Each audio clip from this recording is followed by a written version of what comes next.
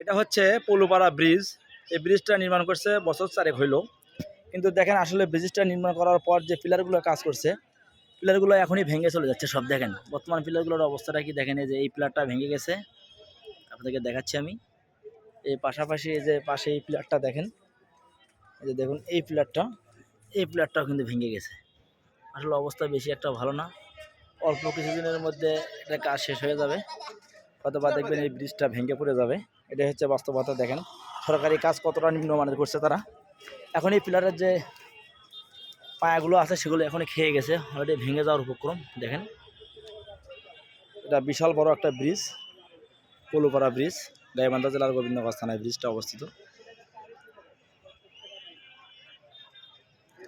এখানে অনেক লোকজন আসে ঘুরতে, আপনারাও আসতে পারেন, কিন্তু আসলে নদীতে পানি নেই। এটা হচ্ছে করতোয়া নদী বলে।